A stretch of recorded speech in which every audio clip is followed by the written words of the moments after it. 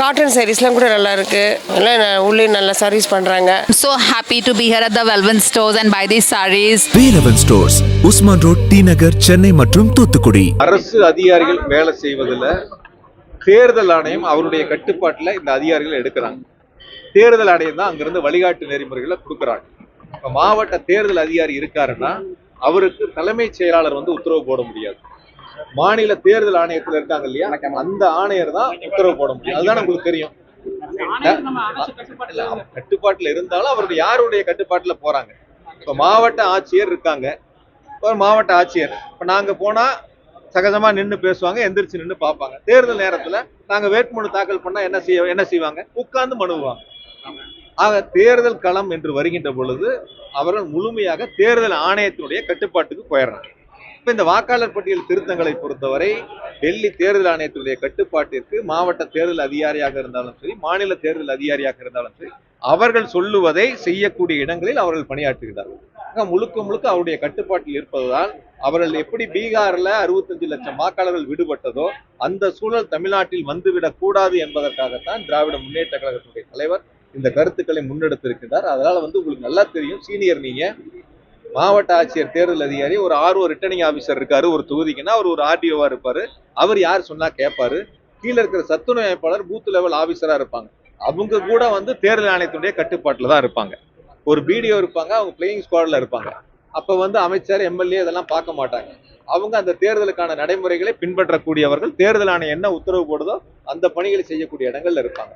அகையால் அந்த வாக்காளர் பட்டியல் திருத்தங்களை பொறுத்த எஸ்ஐஆர் பொறுத்த வரைக்கும் தேர்தல் ஆணையத்துடைய பணிகளை செய்யக்கூடிய அதிகாரிகளாகத்தான் அவர்கள் இருப்பார்கள். அகையால் அவர்கள் முன்னெடுத்திருக்கக்கூடிய இந்த முயற்சி என்பது பீகாரை போல நடந்துவிடக் கூடாது என்பதில் நாங்கள் கவனமாக இருக்கிறோம். சார் என்றாலே திமுகவுக்கு அலர்ஜி, உங்களுக்கு நல்லா தெரியும்.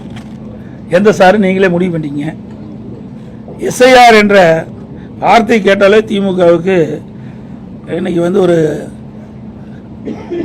அதிர்வு ஏற்படுகின்றது, அதிர்ச்சி ஏற்படுகின்றது. இதில் என்ன தவறு இருக்குது எனக்கு தெரியல.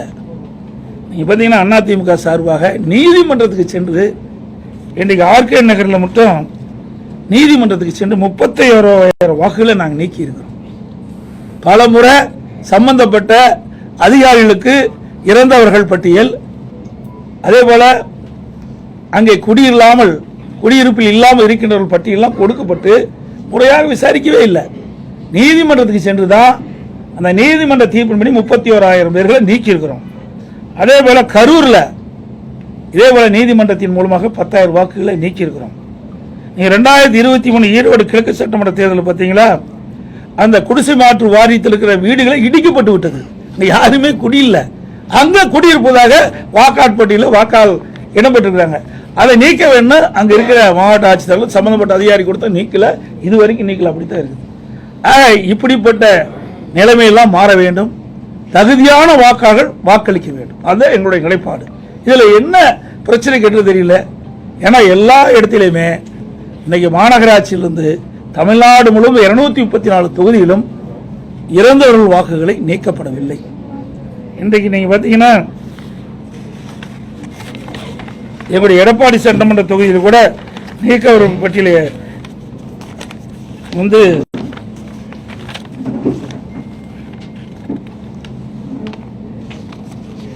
இறந்தவர்கள், அதெல்லாம் அங்கிருந்து வசிக்காதவர்கள், அதெல்லாம் நாங்கள் பட்டியலிட்டு கொடுத்துருக்குறோம்.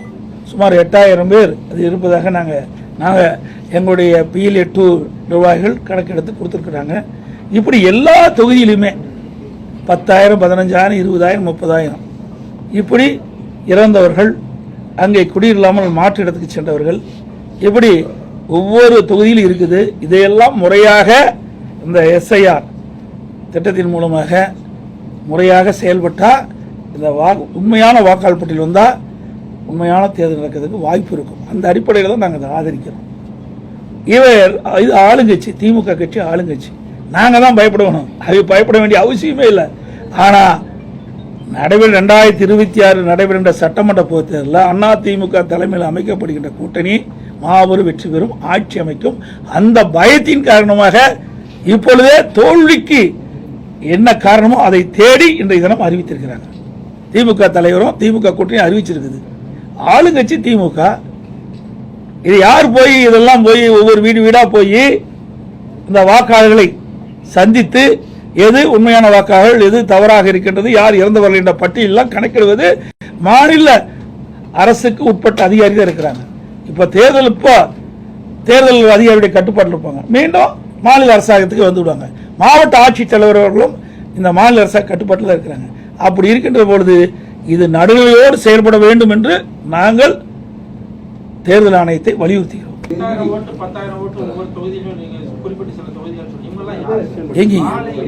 சார் இறந்தவர்களே இருக்கிறாங்க. என்னுடைய எடப்பாடி சட்டமன்ற தொகுதியில் 5600 பேருக்கு மேல இறந்தவர் இருக்கிறாங்க. எடுக்கவே இல்லை. பல ஆண்டுகளாக நாங்க எழுதி கொடுத்துட்டே இருக்கிறோம். யாரும் எடுக்கவே இல்லை. அது பாருங்க, கரூர்ல நீதிமன்றத்துக்கு போய் 10,000 ஓட்டு நீக்கிறோம். இதை முறையா தேர்தல் ஆணையத்துக்கு அனுப்பிச்சோம்.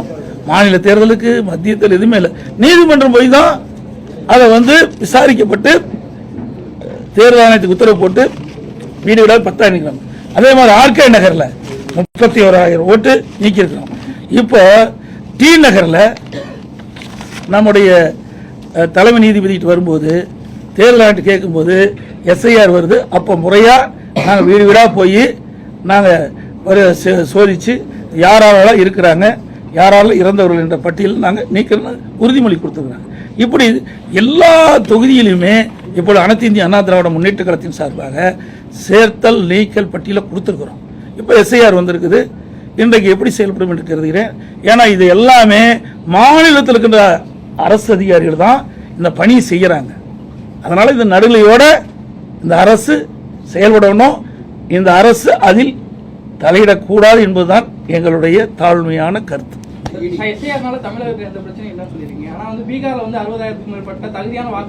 அது பீகாரை பத்தி எனக்கு தெரியாது சார். தமிழ்நாட்டை பத்தி கேளுங்க. நான் தமிழ்நாட்டில் வச்சுக்கிறேன் சார். அங்க நேர்மை நீங்க எப்படி தப்புன்னு கண்டுபிடிச்சீங்க? தப்புன்னு கண்டுபிடிச்சா நீதிமன்றத்துக்கு போனாங்கல்ல. ஏன் நீதிமன்றம் சொல்லல? நீதிமன்றத்தில் வழக்கு போட்டாங்கல்ல. வழக்கில் நீதிமன்றம் உச்ச நீதிமன்றம் சொல்லி இருக்கணும்ல. இது தவறான கருத்து. நான் தமிழ்நாட்டில் இருக்கிற நடக்கின்ற சம்பவத்தை பற்றி தான் நான் சொல்றேன். ஒவ்வொரு தொகுதியிலையும் நிறைய இருக்குது. நாங்கள் எல்லாம் பட்டியல் போட்டு நீங்க அனைத்து இந்திய அண்ணா திராவிட முன்னேற்ற கழகத்தினுடைய PLA2 நியமிக்கப்பட்டவர்களாம் அந்த பட்டியலை அந்த மாவட்ட ஆட்சியர் கொடுத்திருக்கிறோம். இப்போ SIR வந்திருக்குது. இவர்கள் வீடு வீடாக சென்று ஆய்வு செய்கின்றார்கள். அந்த ஆய்வின் அடிப்படையில் ஒரு நல்ல ஒரு வாக்காளர் பட்டியலை தயார் செய்ய வேண்டும் என்று நம்புகிறோம். இடைப்பட்ட காலத்துல ஒருத்தரை நீக்க முடியாது அப்படின்னு ஒரு தகவல் வந்ததுனாலதான் யாரையுமே நீக்காம விட்டுட்டாங்கதான் சொன்னாங்க. சரிங்க. 6 வருஷத்துக்கு முன்னாலே இந்த பிரச்சனை வரும்போது நீக்க முடியும் எலெக்ஷன் கமிஷன் சொல்றாங்க. ரைட்டுங்க. பிறப்பிறப்புல யார் பாக்குறாரு? அந்த அதிகாரி இல்லையா? அதுதானே ரெவன்யூ டிபார்ட்மெண்ட் தானே அதிகாரிகள். அவருடைய எல்லா இதுவும் இருக்குது. அதே மாநகராட்சியில எல்லாம் இருக்குது, நகராட்சியில் இருக்குது. அதை வச்சு யார் இருந்தாலும் தாராளமாக கண்டுபிடிக்கலாமே. இது ஒன்றும் பெரிய விஷயம் கிடையாது. என்ன ஒரு இடத்துல ஒரு 1000 ஓட்டு 1500 ஓட்டு இருக்குது.